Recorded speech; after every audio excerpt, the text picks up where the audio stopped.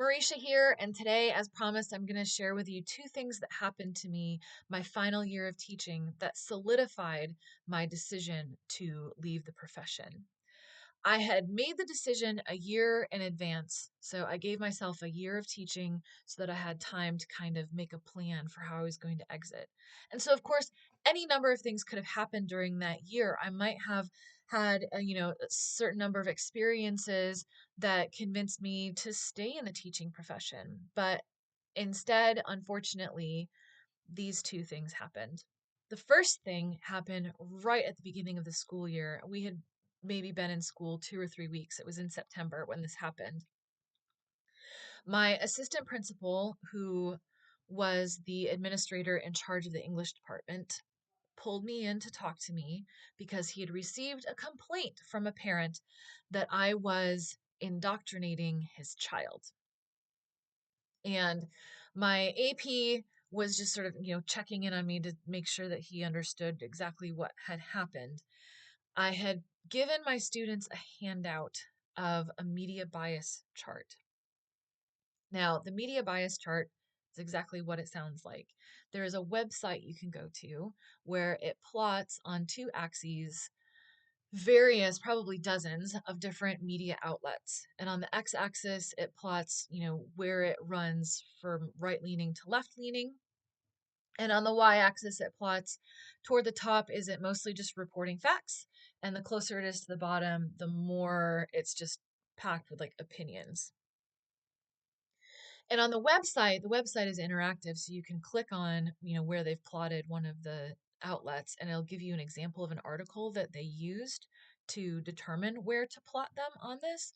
I had printed out a static version of the chart so that they had their own sort of paper copy, but also had walked them through the website.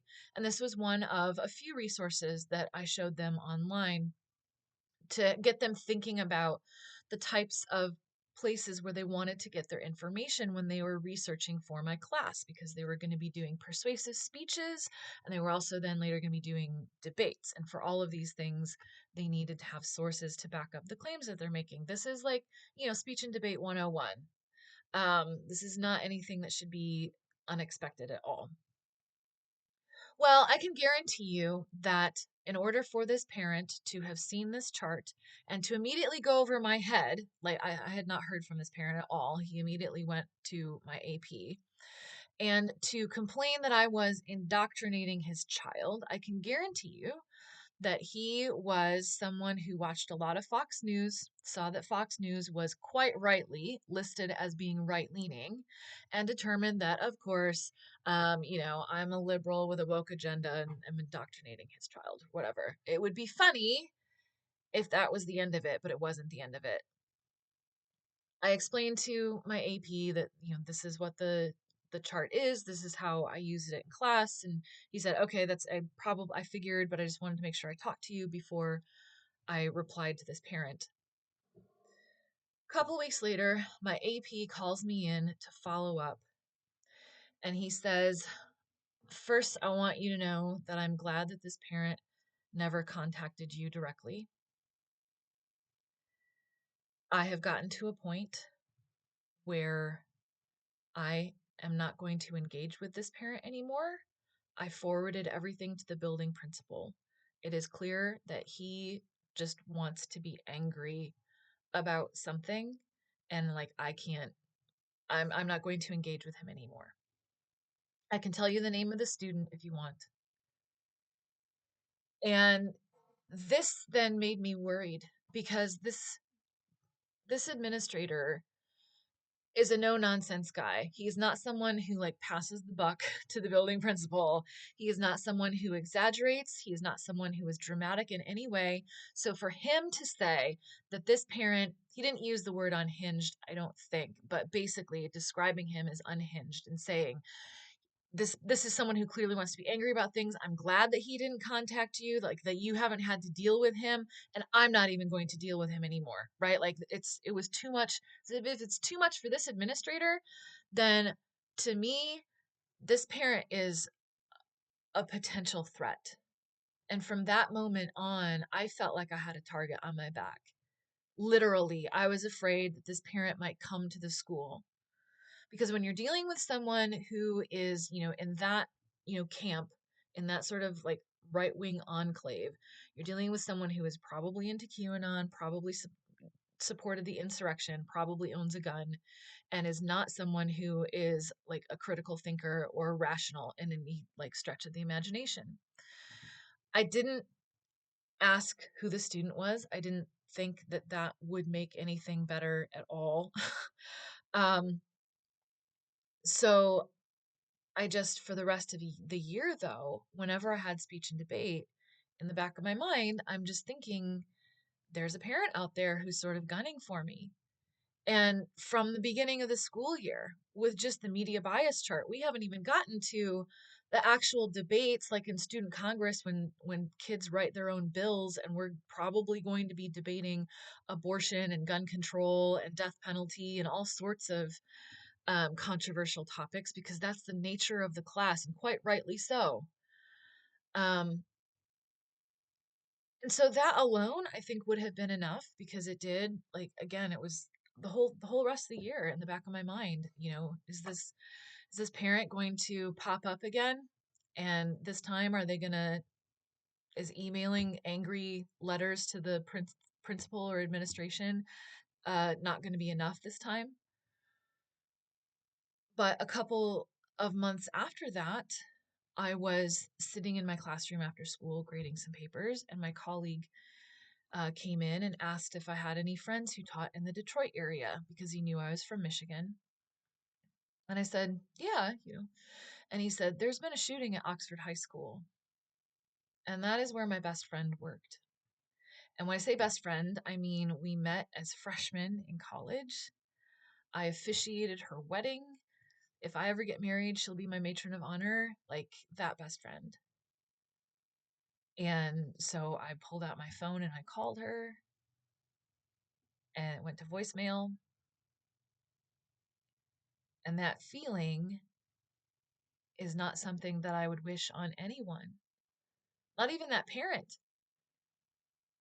And, fortunately, a little while later, she texted to say that she was safe. But that obviously wasn't the end of it. This is my best friend, and I'm in Virginia and she's in Michigan. And what I want to do is to be able to like hold her, to hug her, and I can't. But the only thing that I can do is, listen to her. And so over the next several weeks, several times each week, I'd be on the phone with her and just listening to her and trying to be as supportive as possible for what she's going through in the aftermath. And the aftermath of school shootings is not something that makes the news other than, when it goes to trial. But how it affects the victims really doesn't make the news. Nobody talks about what it is like to have to go through that grief collectively, and to also have your grief sort of put on display by the news, and to be treated like, obviously the media don't care about your actual grief, they just care about the story. And so, they're there, they're sort of interlopers, sort of crashing your opportunities to grieve collectively. They don't talk about what is it like to then have to go back into the building where the shooting occurred, because not every school district has the money to tear down the building and build a new one, which some school districts have done, but not every school district can do that. And so what happens when teachers and students have to go back into that building, and what repairs have to be done to cover over the fact that the walls were riddled with bullet holes? And how do you even finish out the school year and care about teaching and care about learning as a student when you've just undergone this horrific thing? It's, all sorts of things that people don't talk about. People don't talk about the fact that there's like a coalition of former school shooting victims that go to schools to help them through that process afterwards, and that such a coalition exists is just mind-boggling. That we're still having this conversation. We know exactly what's going to happen. Every time there's a school shooting, people are in an uproar for about 2 days and then they forget about it. And you know exactly what happens, right? You know it's going to be a male, you know he's going to be white, you know that the gun lobby is going to be up in arms about how you can't come for our guns, don't try to come for our guns, we have a constitutional right to have guns, and it's not guns that are the problem, people are the problem, mental health is the problem, we need to arm teachers, we need to put metal detectors in the school, we need to make students have a like clear backpacks. All of these things, all of these solutions that aren't solutions, they're band-aids, when the actual solution has been demonstrated in other countries. The UK and Australia had like one mass shooting and then passed legislation, and now it's not a problem.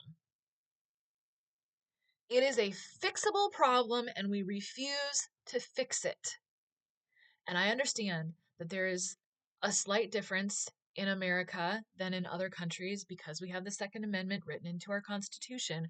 But there are important conversations that need to be had about what that amendment actually says. We sort of forget the well-regulated militia part of it and the context in which it was written. That the founding fathers were not talking about anything remotely related to what we're talking about now when we're talking about this. And I don't want to go off on a whole, sort of gun control rant, except to say that as a teacher, it is something that directly impacted my life as a professional from day one. From day one of my teaching career, I had to run my students through lockdown drills. And I came from a background like where I never had to experience it as a student. Columbine happened after I was out of high school. And so I know what it was like to go to school without having to worry about being shot. My kids don't. And by the time I left the profession, I was dealing with students who had been doing lockdown drills since they were in kindergarten. That was all they had ever known. And the fact that we're putting them through that every year is shameful. It is absolutely shameful. I have to get up at the beginning of each year to talk to my students about lockdown drills and tell them, like, this is exactly what we do in a lockdown drill and go through everything. And then, but the caveat is if it's an actual shooting and someone gets through that door, our only chance of survival is to rush them. And when you say that to your kids and you're making eye contact with them, it's the one time that you are like deadly serious with them. Because normally I'm pretty chill as a teacher. Um, you can see it in their faces, and I don't want to have to see that in their faces, right? That this is their reality. And so that last year, I had always in the back of my mind thought about school shootings. Every teacher does. Every teacher has some sort of a plan. Every teacher has looked at the layout of their classroom. They have thought about what do I have here that could be used as a weapon. They've probably thought about who are my students who are like the strongest students. So if we do happen to like disarm somebody and have to hold them down, who are my football players who can help me do that? Um, and all sorts of different things about the logistics of what's the best course of action. Every teacher has thought about it multiple times throughout the school year, year after year. But to then have someone that I knew personally be involved in it and to think like I could have lost my best friend. Someone who honestly, when we're old, we're probably going to live together like the Golden Girls. Um, right? Like we're that close. And not only the fact that, it's my best friend, but it also sort of just then brings it home for me as a teacher. It makes it a little bit more real, compounded by the fact that, oh yeah, I've got that crazy parent from speech and debate class. I felt unsafe in my workplace my last year of teaching. I honestly was regularly sort of thinking about what are the chances someone's going to come back tomorrow with a gun. a parent or, or a student that I get after for, not obeying the rules or whatever. And I didn't like that that was how I was starting to view my workplace. It wasn't a healthy place to work. And so it just really sort of solidified to me that it was time to go. That bare minimum, I needed at least a mental health sabbatical, if not to completely leave the profession. And I honestly don't know where I am right now with that. Right now, I still don't see myself going back.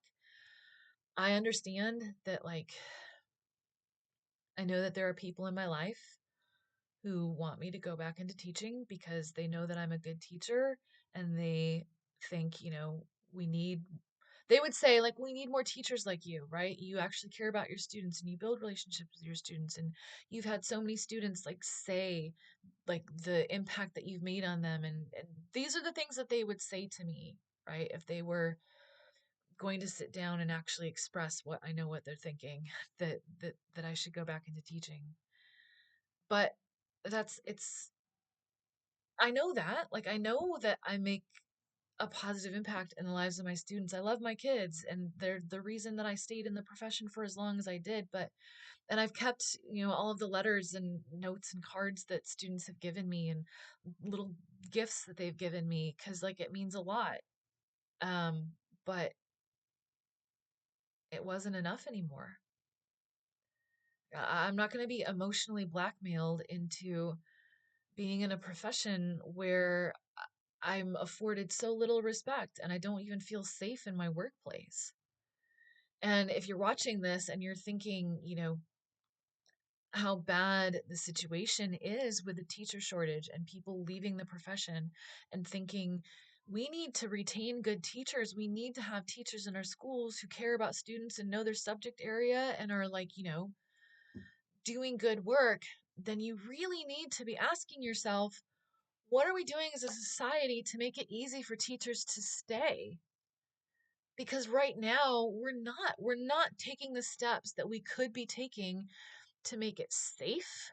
We are not taking the steps that we could be taking to make teachers feel like they are respected, that they are paid fairly for the amount of work that they do and the experience and education that they have.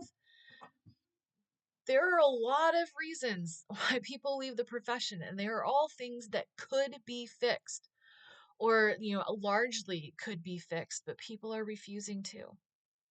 People think that it's enough that for Teacher Appreciation Week, they share a post on social media about Adele's sixth grade English teacher surprising her at a concert and Adele talking about how, great teachers are or something. Or they think that it's enough that Target gives teachers a 10% discount on school supplies at the beginning of the year when teachers shouldn't have to be spending their own money on school supplies to begin with. But when it comes down to the actual things that people could be doing, when it comes down to voting in ways that would help teachers, people don't do it. For example, I was teaching in one of the wealthiest counties in the country. And, I think a year or two before COVID hit, there was a proposal on the ballot to raise like a dining tax so that at sit down restaurants, so not fast food, but like a sit down restaurant, I don't know, it was maybe like 25 cents for every meal, a tax that would then go to help fund the schools. And it was voted down as though these people living in one of the wealthiest counties in the country who can afford to go out to TGI Fridays or whatever suddenly can't afford to go there when it's 25 cents more to help fund schools. And in a way, it's a progressive tax because it is targeting the people who can afford to go out to a dining establishment instead of, some tax that affects, instead of like a flat tax. But no, they wouldn't do it. That's just one small example of things that happen all across the country at local levels when people are trying to pass bond proposals and millages. And then when you're talking at state and national levels and talking about funding or talking about other legislation that impacts work. I mean, I could talk about this and give examples, ad nauseum, and for the sake of brevity, I won't. But it's time that people stopped sort of emotionally blackmailing teachers into just taking more and more work and more abuse because you're in it for the outcome, not the income. You're in it for the kids, not the money. No, at some point, I have to be in it for the money. I have to be in it for um, it being a career where I feel I am afforded the respect that I deserve as a professional. And more teachers are saying enough to the kind of like emotional blackmail that people try to put them through. And good for them. And more actually probably should leave the field until we tip until we get to a tipping point and society actually acknowledges that there's a problem and acknowledges that there's something that can be done about it and then does it. So I'm sorry that this post was not, as positive and fun as my posts about kind of study abroad or my future posts about UK versus US, culture differences will be. But I felt like these were two stories that needed to be told to really kind of demonstrate again why I chose to leave and why someone who really loved their students and was a good teacher just had to bail. So, next post should be something a little bit more upbeat. Like, subscribe, tell your friends how gnarly this channel is, and I'll see you next time.